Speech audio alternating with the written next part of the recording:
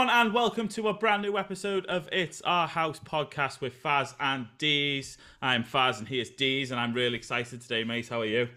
Yeah, I'm great, mate. I'm really excited as well. I've been looking forward to this one for a little while. We managed to, it was meant to happen a while ago. We rearranged it.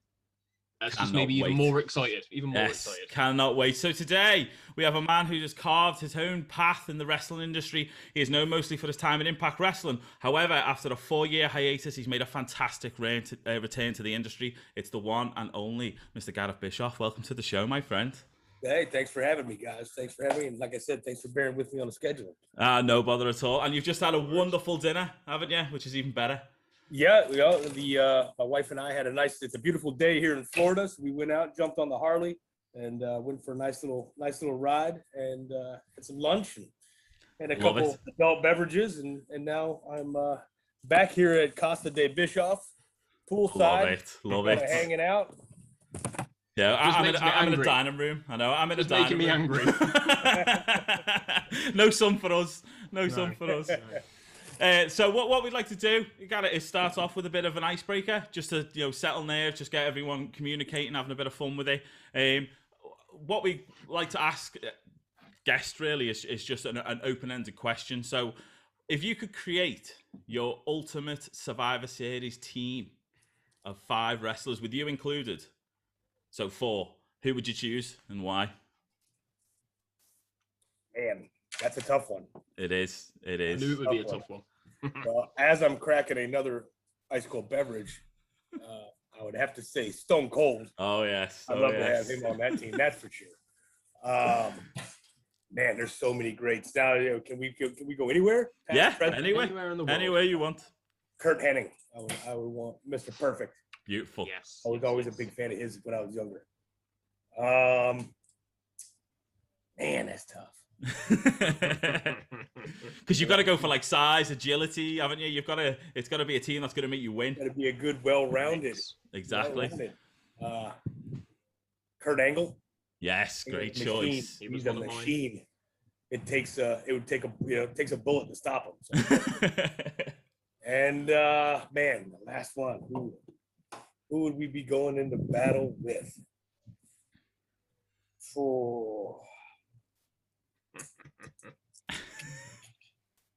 Man, it's tough. It's difficult, isn't it? What about someone tall, a giant?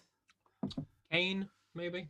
Yeah, Kane, the Undertaker, maybe someone like along those lines. I think Taker would be a good. Yeah, I think Taker would make a good, nice polish to that. Yes, you can't go wrong with. I like it. Great choices. Time, can you? No, you can't. Some great choices.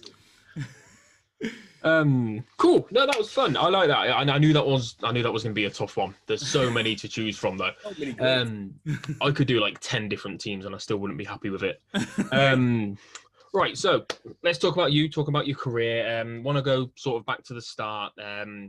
Your time in TNA when you first joined, obviously known as Impact now, but TNA back in the day. What I really wanted to know was, obviously we've had your father Garett Bischoff on the podcast just a couple of months ago. What was it like for you facing him in the ring back in 2012 in TNA? Similar to how like we've seen Vince McMahon go against his son Shane in WWE, WWF. Did you guys have much input in that whole angle and story? Like, whose idea was it? Was Eric? Was your dad up for it just as much as you were? How did it sort of like? Oh yeah, play out? No, so if we go back up a little bit, this was all brewed up and essentially in the Hard Rock Hotel in Orlando, Florida, at a drinking establishment. Nice. And when the reality started becoming when it started to turn to fruition, so to speak, and it was okay, Garett, you're coming in, you're here. If you remember, I came in as a ref, referee, and that's where that idea started brewing. I'll come in there as a referee. I'll come in there as a referee, but not say who I am. Let's.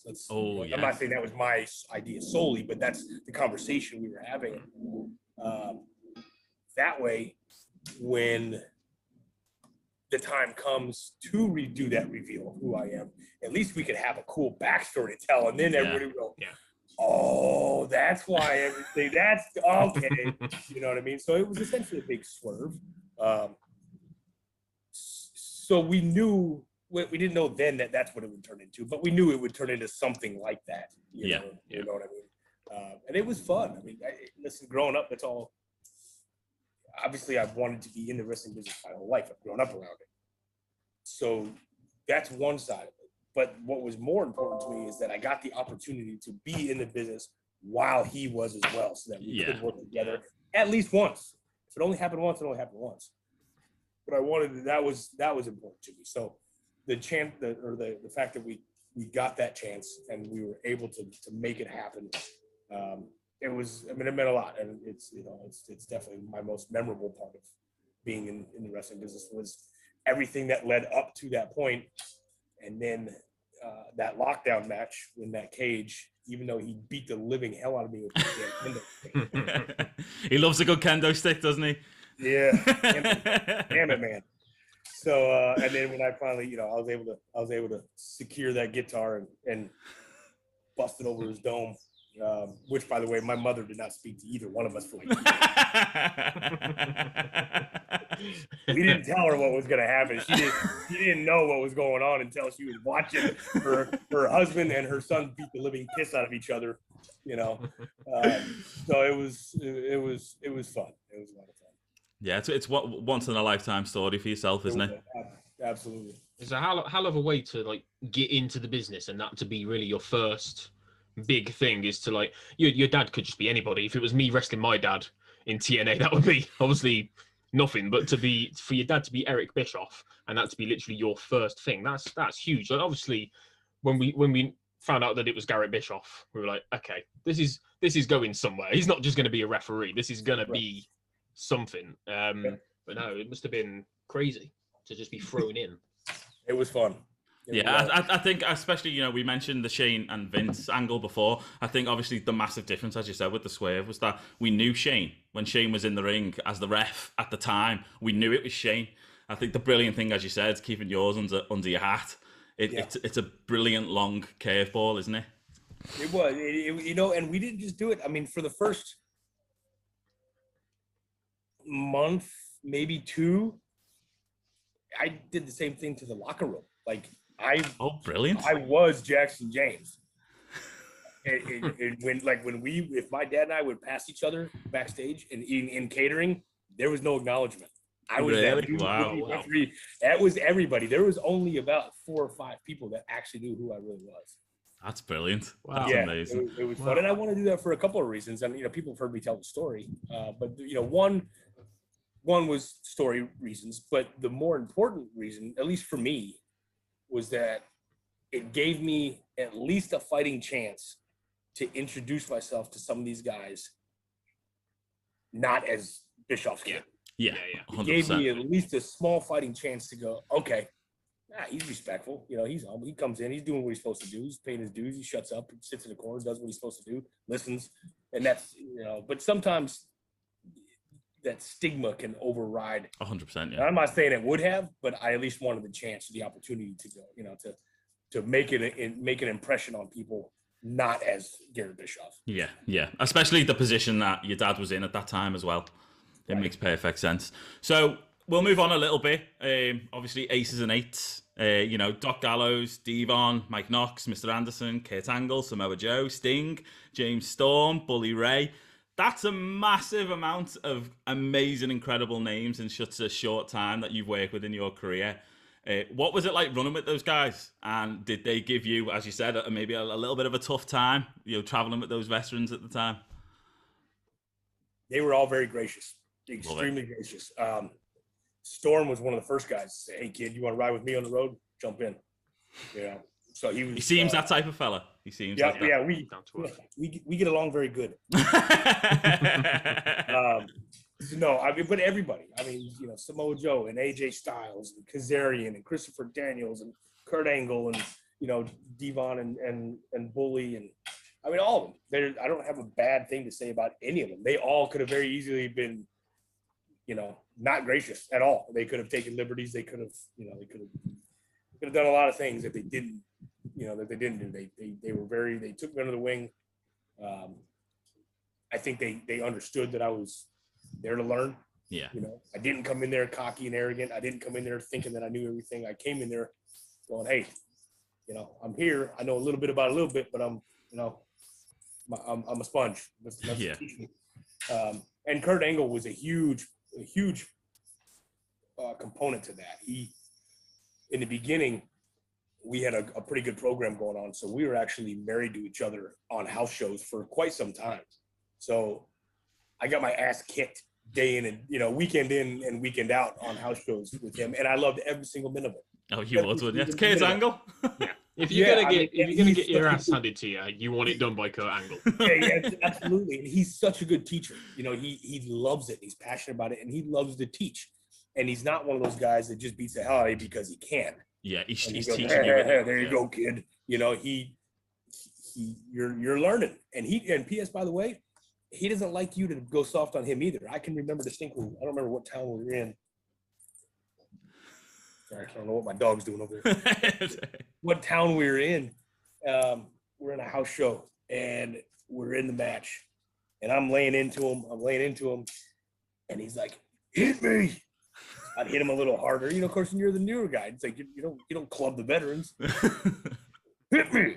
I laid one in a little harder, and he goes like this, and he wham, and he just lit me up. I'm like, he goes, that's how I want you to hit me. So from then on, I knew, you know, it's like, all right, you know, work a little stiffer. It's crazy, isn't it? I mean, I'm just taking back to that list of names, and then obviously the ones you added as well. TNA at that time was just at the bloody top, wasn't it, of talent? It's absolutely insane what they had. It was. They had a lot of potential there, and you know, it's unfortunate that things happened the way that they did, and they didn't utilize the talent the best they could. But you know, that happens. You know, you can't always. But they did. I mean, you know, Jeff Hardy and Flair and you know, Hogan was there, and Angle, and I mean, all those guys. I mean, look at half those guys are on WWE now. I mean, exactly. Doc and Eric Young. I mean, EY's not there anymore, but I mean, you know, these guys are they're awesome. They're phenomenal. EY's another one, man. I remember a couple of times getting in the ring with EY when I was a ref, especially, and he was just kooky. You know what I mean? If you remember right, he'd go in there and he'd try to lock up with the referees. Yeah, I remember. Your guy. It was It was so hard. It was so much fun, but it was so hard not to laugh in the middle of it. I'd be on live TV and he'd be talking to you and just saying stupid shit in the middle of the match. I'm like, yeah, try not to laugh, but that's what he loved to do. He's such a good dude. So it was just a fun group of people. Everybody helped each other. Everybody had each other's backs. And we just, you know, went out there and enjoyed what we did. He had a brilliant few years, didn't he? EY as well, with DB as well. You know, with the tag team titles and things like that. He was just fantastic. Yeah, he really. I mean, EY is one of my favorites. He's a good dude. Tell you what, I'm curious about when I noticed this the other day. You were trained by Gangrel, and Gangrel's not really a name that you hear come up very often in terms of like who people have trained with. You always get all these ex-veterans. You get all your like, I don't know, your Kowalskis, and a lot of guys are from obviously the WWE Performance Center now. So a lot of guys have come from there. But Gangrel's not really a name that comes up very often. So how did that come about? What was he like? Because obviously he wasn't really known for his, and that's not an insult because I loved Gangrel, but he wasn't really known for his in-ring prowess, was he? He was more of a character. He was more of a sort of like a visual guy. So what was that like? What was he like? Yeah, so the way that I got linked up with them, when the time was right and said, okay, I'm going to go in wrestling school. Yes, I know what I got a 62-pound pit bull that's I could see. A big baby. So when it came time to, actually, I got to get serious about the wrestling training. My dad was involved in this as well, and, you know, kind of picking the best place to go. And that place at first was out to California, which was Knox Pro Academy, and that is Rikishi's school. Yeah. And Gangrel was one of the head trainers there. Okay. Along with the Black Pearl, Reno. All phenomenal guys. I mean, phenomenal people. Same thing. Took me in. And here's one thing about the Samoans and their cultures. if you come in there with respect and you show them that you are there to work and to learn, once they bring you in, they got you for life. They really take that seriously, and they hold that very hard, that old school tradition. If you're one of you come in and you earn it, you're one of us. That's they take that very seriously, which was very cool for me to say, for the reasons that we've already talked about. They knew who I was, obviously. Yeah. But same thing. My name was Jackson out there. I didn't go by my real name in the school. But that's essentially how I met Gangrel. And he was the one, him and Reno were really the ones that I worked with. Rikishi was still running hard with WWE at the time, so he was in and out. But Reno and David were the head trainers there that I worked with, and essentially broke me in. Yeah. And they're so great. So, and kind of back to what you were saying about Gangrel, but you don't really see him in that light. He has a mindset.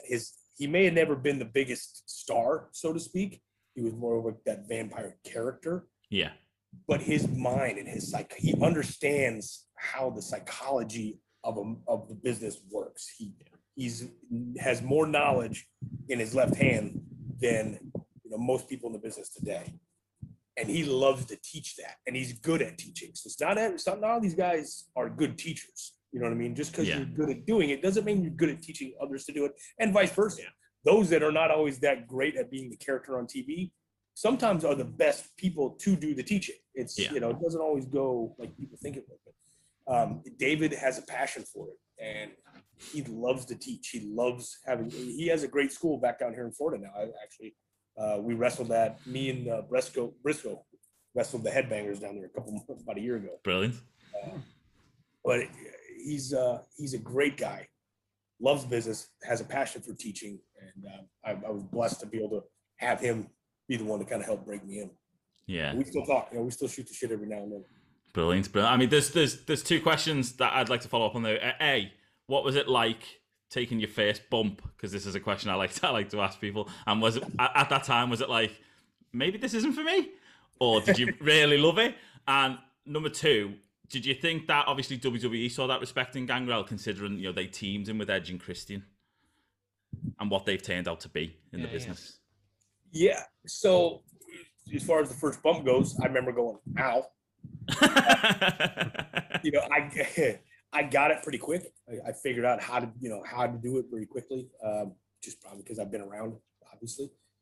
But it's still, it takes getting used to. I mean, you're throwing yourself down on a piece of plywood with a little bit of foam on it. And it's not even the ring. It's not like the rings that you fight in. On the live shows, it's the hard wood. It's a little stiffer. Yeah. So I remember going out, and the next day you wake up and go, we ended in a car accident or what? But no, it was definitely, it wasn't enough to make me go, maybe this was the bad decision. It just made me want it more. Love it. I'm kind of one of those guys that, it's like, the harder I get hit, the more it makes me go, all right, let's go have some fun now. I like it. As far as your second question, not ever being in behind the scenes of WWE, I couldn't give you an honest opinion of where their mindset was at that point, or what their opinions were. I think they know that I think they know who, how good he is. Yeah. That doesn't mean that there's necessarily a good fit. Everything has to be timing. Everything's timing. That vampirical character back then, or that vampire, that whole thing back then, it was getting over. It was cool. It was edgy. I loved it. You try to pull that now, and people are going to go, it's cheesy. But back then, so it's just timing, I mean, look at Goldberg's another good example of it. If you tried to take Goldberg back in WCW when he came out and have him do exactly what he's did then, now, people would crap on it. They are, aren't they? Even if they're crapping on it when he comes out now. It doesn't work. So it's all timing, and what worked then doesn't work now. What would work now would not work then. So it's one of those. Not everybody can be on top at once. You can have 50 favorite wrestlers, and you want them all to get pushed and them all to be champions. But there's not enough spots. There's not enough time. There's not enough championship belts for them to be on top. I think what I think we liked about Gangrel is because even though there wasn't really a spot for him at the time, they used him well in preparing Edge and Christian for the future. And obviously they went on to be top guys, didn't they? Yep, absolutely. Absolutely. And that's the thing. That's one of the things about Gangrel. He is so gracious. He doesn't take that personally. You know what I mean? Yeah. He's happy to be able to be a part of that. And that's what it's all about. The guys that get crappy about, not getting their push, or being used to help somebody else get their push. It is what it is, it just is what it is. Some people may look at me and go, that's a kind of an arrogant statement, but it is what it is. It is. Some are going to make it and some just aren't. If you think you're going to get in this business and end up as a main eventer one day, guaranteed, you're severely kidding yourself. Exactly. Because you've got the people with the amazing talent who don't get there, and then you've got the people without the talent but who are characters who get to the top. Absolutely. It's such a lottery, isn't it? In terms of that push. It is what it is. It has to do with timing. It has to do with who you know. In some cases, not all the time, but sometimes, maybe somebody's got, there's politics involved everywhere. I mean, if anybody, it just is what it is. Be gracious. Be grateful you get the opportunity. Take it for what it's worth. Run with it. Put your heart into it. When your time's up, time's up. Yeah. Yeah. Exactly. Obviously, you mentioned your respect for your dad before your father. What's it been like having such a famous father within the business? And have you ever felt any extra pressure because of that? I know obviously, you had your name change, etc., just so you could kind of blend in. But was that pressure kind of on your shoulders, like from the off?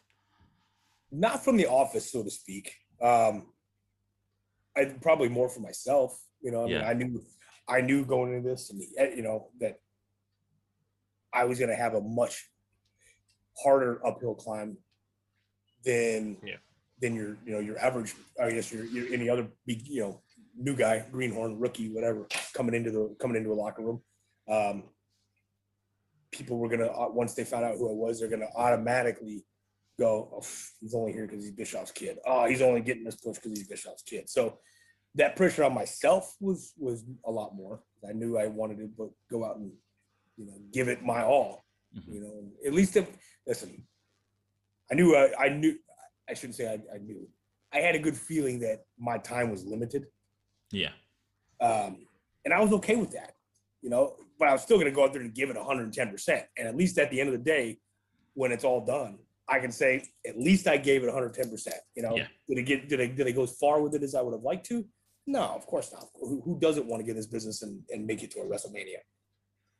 But I'm not angry about it. It is what it is. I gave it. I had, I set my expectations at a certain level. I also knew the reality of the situation. It is what it is. Like we just talked about, not everybody's going to get there. Yeah. It is, as you said, a lot of the pressure is self-made, isn't it? It's your own mentality to get over it. But I've got to be honest, especially what you mentioned before about your name change and not mentioning who your father was, etc., to the talent in the back. It says a lot about your character, if I'm honest, because there's a lot of people out there who have used that name to go that extra step. Do you know what I mean? Yeah. Yeah, sort of like a don't you know who I am sort of thing. Yeah, definitely. No, it's my parents growing up with my sister and I, we grew up very fortunate. Those days were very good to our family. But my parents always instilled it in us that this can go away at any time. You don't take this for granted. You appreciate what you have. You share what you have when you can, and you don't take it for granted. Yeah. And it's just something that they put in our brains very young. And to this day, it's, I still live like that. It's a great way to be. And my wife's awesome. She stuck with me through this whole, we were together before I got my first contract. We're actually getting ready to have our 10-year anniversary here in July. So we've been together for, much more than that. So she's stuck by my side this whole time, dragging around the countryside, being gone for weeks on end. And, she's stuck with it. But she's a very driven, hard worker. Yeah. And, we work very hard for what we have. And, we live a good life, and we appreciate what we have. And wrestling has been a huge part of being able to do that. We're grateful for it. Yeah, and you're sitting by the pool now after coming back from your Harley ride. What more? Yep. What more do you want? Yeah. So good. Yeah. Right there, that beautiful pool. Oh, I'm so jealous. Poolside action. We got just hanging out with Romeo and Shoe beers.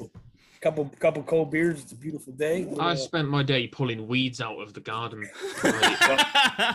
We did that last weekend. It's depressing. You know, here's a little secret fun fact about Garett. I like the garden.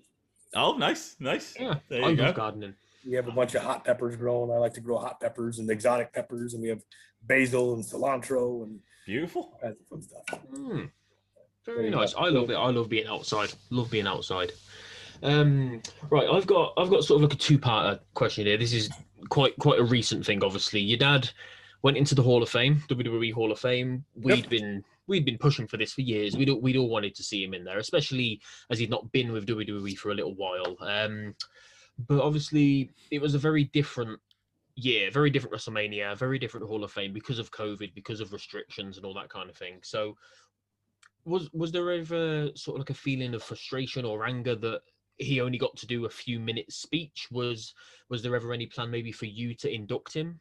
Because obviously this year nobody was inducted by anybody, and it was a bit strange. And when we first heard that your dad was going in, we thought, oh, maybe Garett's gonna go out and do an induction speech. So were there ever any plans there, or? No, it was a screwy year, and obviously I would have been honored to be able to do that induction. That would have been a lot of. I think that would have been very cool. But there were no conversations about it. I was never contacted about it. As far as any frustrations on his end, I don't think so. You know, my dad's pretty humble guy. We got that a lot from him. 100%. You know, I know deep down he very much appreciates the recognition to be honored in WWE Hall of Fame is huge. Yeah. And he rightfully deserves it. 100%. He earned his place there a long time ago. Yep. So, but no, I don't think there. I mean, I don't think so. We didn't have any discussions about it. I didn't get that from him. He was here in Tampa with us. I was here with him. We went down and hung out at the hotel, the WWE hotel with him. He was in a great mood and just happy. And you could tell just how much he loved it. You could just tell it meant so much to him.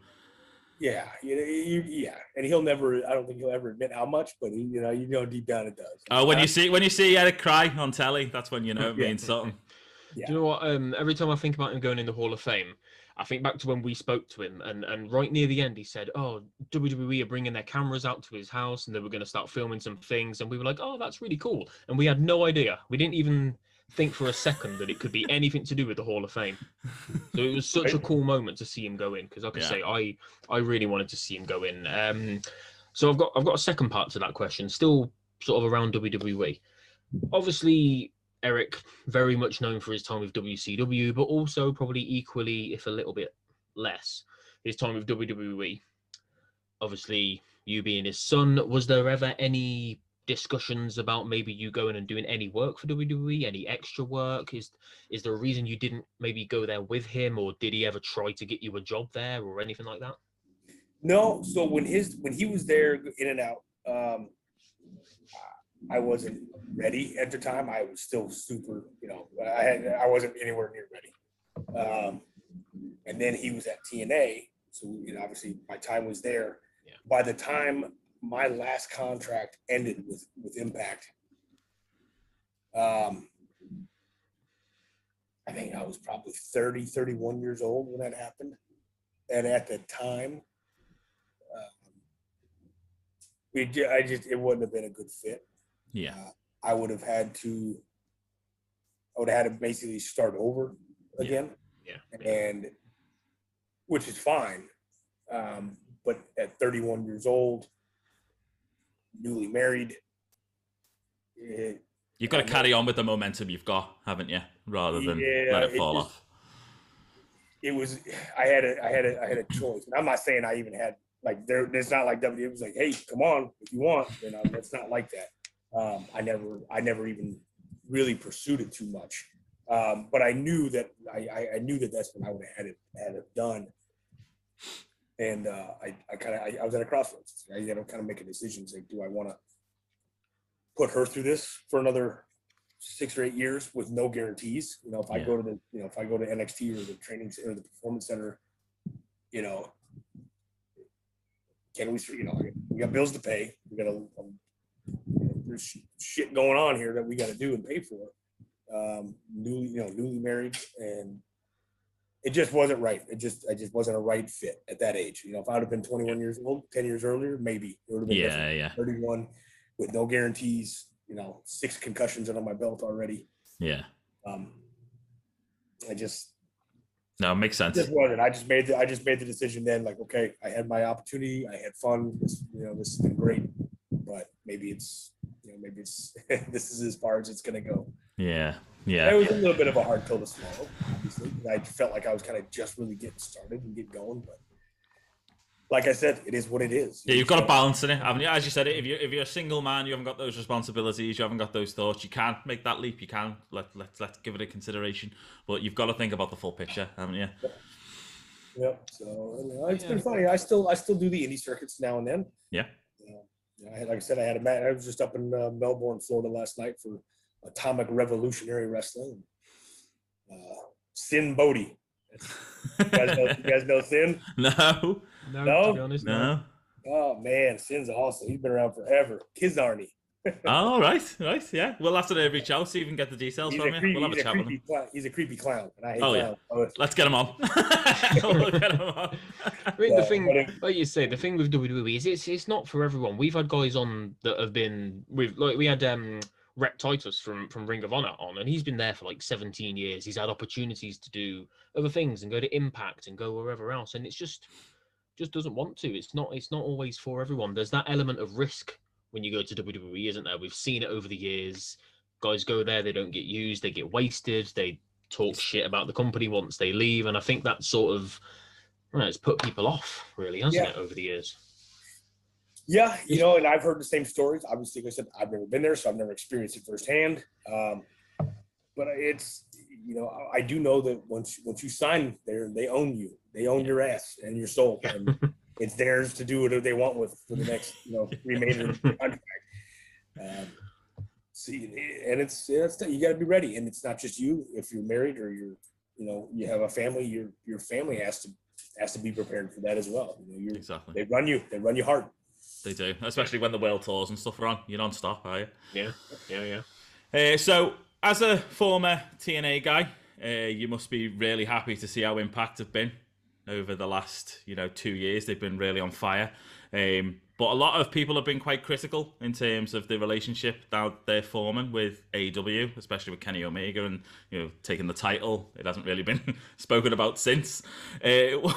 What do you make about Kenny taking the title? And do you think the partnership is actually benefiting Impact in the long run? I don't know. I get mixed emotions, and I don't, to be honest, I don't follow it religiously anymore. Yeah. My initial just off the cuff thoughts are it's good for it's a firecracker. It's good for a quick, all right, that was fun. Now what? I don't think it's gonna last. I don't see how it can. The idea of intercompany or competition, intercompany battles is the idea of it's fun. I just don't see a whole lot of longevity to it. Yeah.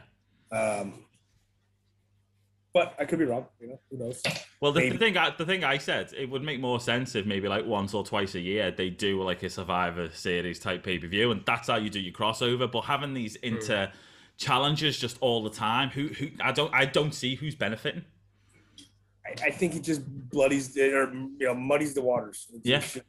I don't know how you can do long-term storytelling either, because on a dime, if another company signs a massive star, and you think, oh, we can bring him in, that completely ruins your plans for the next 2 months.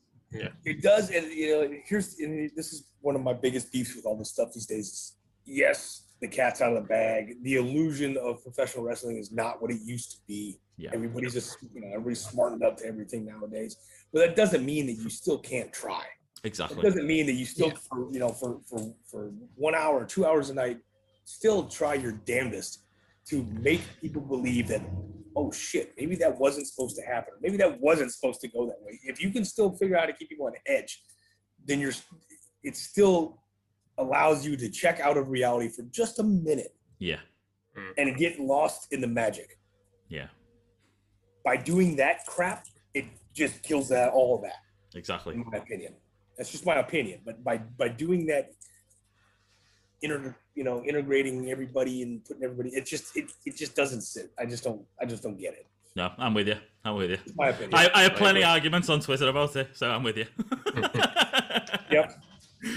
Now, if you were to like you said, once a year or once every, once in a while, have like an old DX invades the WWC or WCW offices now and then some shit breaks out in a backstage fight. Yep. That's believable. That's people are gonna go, yeah, man, they showed up. They weren't supposed to do that. They'll get excited about it. But back and forth. I don't get it. Yeah. Kenny Omega, by the way, though, Kenny Omega is phenomenal. He's a phenomenal talent. He is. Yeah, he gets a lot of hate, doesn't he? I don't really know. That's Twitter. Job well done. Isn't it? If you don't have haters, you're not working hard enough. Yeah, it's just jealousy. It's jealousy. That's all it is. Right. Another sort of like recent thing, but I want to make this more about you than about this person. Like Daniel Bryan looks like he might have left WWE. You guys have sort of had opposite careers. Bryan sort of started out in the indies and then made his way to the bigger promotions. You started off with TNA/Impact, and then in recent years you've been doing the rounds in the independents, but as a very well-known name within the independents. I'm not sure how old Bryan is, but I think he might be sort of late 30s. Obviously, you're a little bit older now and probably sort of like approaching the twilight of your career. What would you do if you were in Daniel Bryan's shoes? Would you sort of just go around the world and wrestle here, there, and everywhere, do a load of dream matches?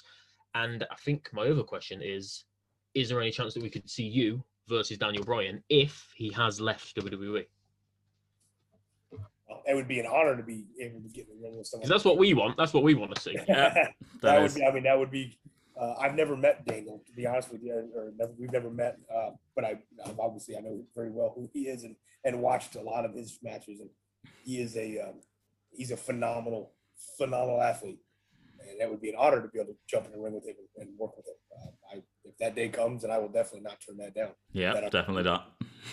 But that's a tough question. Like I said, I don't know Daniel. I don't know what his physical health is. I don't know what his family life is. Maybe he's burned out. He did say that, didn't he? He said that during WrestleMania. He just didn't get that feeling. It's just, here's the thing. When your time's coming to an end and you're burned out, once you've had a taste of this, of being in that ring and that adrenaline, it's like heroin. You can't say no to it. There is no such thing as I retire. Yeah. You don't do that until you die. There's no such thing as that. Yeah. Hulk Hogan would agree with you. If you're able to get your ass down to that ring and climb through ropes, you're always going to say, yes, sure, I'll go do one more. Or at least in some way, shape, form, or fashion. You may not always go through and work a 6-minute match or a 10-minute match, but you'll be there, Yeah. So it just depends, but your heart's got to be in it still. The worst thing these guys can do, and I've seen it, the worst thing that a wrestler can do is do it out of bitterness or out of spite. Like if you're going to go do these things in the independent circuit, you still got to love it. You still got to want to be there, not be there because you feel like you have to be there. Yeah. You're being dragged there. And if you don't show up, somebody's going to forget who you are. That's the worst thing one can do. Because the fans will pick up on it.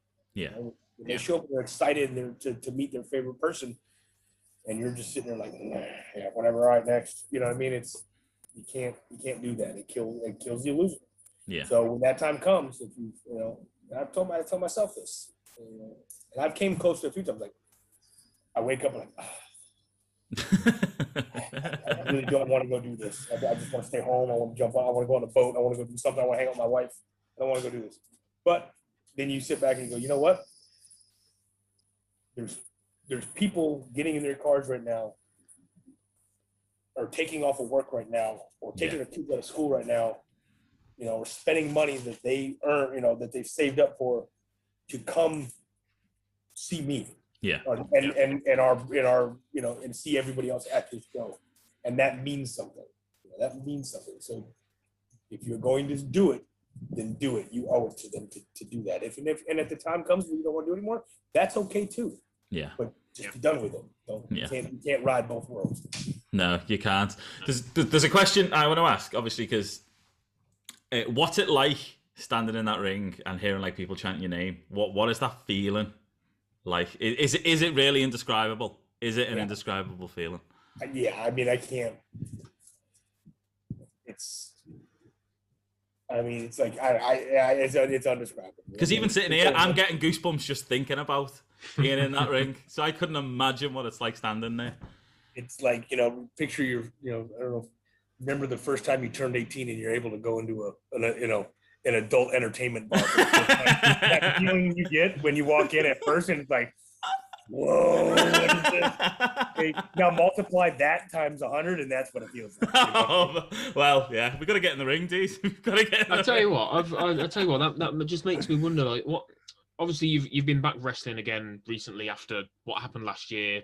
Everybody having to put the brakes on for a while. What was it like? Have you wrestled back in front of fans now? Have you actually been in front of a crowd? What was that like? What was here in Florida, we're wide open here in Florida. Oh, of course, Florida. Yeah, it's been. They've been. Our governor here has been. You know, they've handled it extremely well. Did what they had to do while they had to do it. But now it's time for everybody to go back to life. You know, go back to normal. Well, as he said, you've got to trust the vaccination. If you're not trusting the vaccination, what's the point? Yeah, you know, even if you get it or you don't, that's up to you. It's your personal decision, whatever. Yes. But at some point, the world's got to keep going. You can't keep everybody like, you know, it's just not going to happen. Yeah. So, but no, we're wide open. Been back in front of fans. Last 8 matches I've had, so probably the last 4 or 5 months. They've been sold, you know, 500, 600, 700 people at some of these shows. The first time I got back in the ring after a good bit of time. Yeah. 8 months or so, 9 months. And when I say in the ring, I mean even stepping foot near a canvas. Was with August Artois. We've had him on. And I showed it. He's brilliant. He was shooting his little flapper off over there, and finally, he had things to say about you. That little pissant in that arena that they're at, only about 30 minutes from my house. So we're gonna go say hi. Yes. There we go. We'll tag him in. So we did. So I did. I rode my Harley right to the front door of the arena. Amazing. And I just sitting there just dumping on the throttle, and it was echoing through the whole building. And then I had to hit my music, and I came through the crowd, and I got that mic, came through the crowd, jumped the fence, grabbed the microphone, got in the ring. And that was the first time I'd been back in front of a crowd for quite some time, and it just felt great. And that's how I opened up with. I was like, damn, it feels good to be back in front of people again. Oh wow, amazing. Yeah, it was fun. I absolutely love it. So, as you said, you've been wrestling quite a bit recently after not being able to wrestle in 2020. So, basically, it's the question we like to kind of end on. What's next in 2021, 2022 for Garett Bischoff now that things are starting to get back to normal? What's the plan? Yeah, as far as wrestling goes, I just take them as they come. If it works and I'm home and it works with my schedule, then sure, we'll see what happens. It is not my bread and butter anymore. I work full time, Monday through Friday, 9 to 5 for a exterior construction material supply company, where I do outside sales. So I spend, I got a busy week. I'm up at 5:30 in the morning and out the door by 7 o'clock, and I work a real job just like everybody else. And, that's my, and they take extremely good care of us, and it's a great job. It's a great place to be. So that's my priority is that wrestling on the weekends. Like I said, if it works and it's there and the schedule allows it, have some fun with it. Other than that, I just enjoy being home on the weekends with my wife and my dog, and hanging out and relaxing. So Yeah, you're living the life, my friend. Living the life. Well, I'm trying. We're trying. We're working hard for it and trying to. So that's what we do. That's what we do. Yeah, well, I can say, especially from us, beautiful life. Yeah, it's a beautiful life. We really, really appreciate you coming on today, my friend. It's obviously, I know that you're not huge on social media, etc. But is there anything, any shops or anything you want to push? Well, before we say goodbye. I don't have any. I don't have any online stores anymore. I have my Twitter and my Instagram stuff. It's at Garett Bischoff. Although Twitter has locked me out of my account somehow, so I haven't been able to get them to let me back in. I've been emailing, fighting with them back and forth. Oh, nice. I don't know why. August Artois, that's who it was. Yeah, probably. He talked a big game, and he tried everything he could. He hit me with a chain. He threw a fireball in my face, and I still whooped his ass. Yes. I love it. Well, thank you so much for coming on. So, yeah, follow Garett on all the social media platforms. You can follow me. It's at Fazza's Thought, Fazzas Thought. And Deez, do you want to plug yourself and the pod? Yeah, I'm at PWCDs on Twitter. We are at It's Our House Pod, literally everywhere. We've got a link tree in our bio on Twitter, and that'll take you to YouTube, to all of our podcast platforms, our shops, everything. Everything's on there. Excellent. And thank you again so much, Garett, for coming on. We'll leave you to have an amazing Sunday night. Enjoy the beers, my friend. I appreciate it. Thank you guys very much for working with me here, and I appreciate the invitation to be on there. And if you ever find yourself in sunny Florida, let me know. Oh yeah, I'm coming. I'm hopefully coming in September, so I'll hold you to that. I'll hold you to that. Email, let me know. We'll meet up somewhere. Excellent, brilliant. Okay, thanks guys, everyone. Take it easy.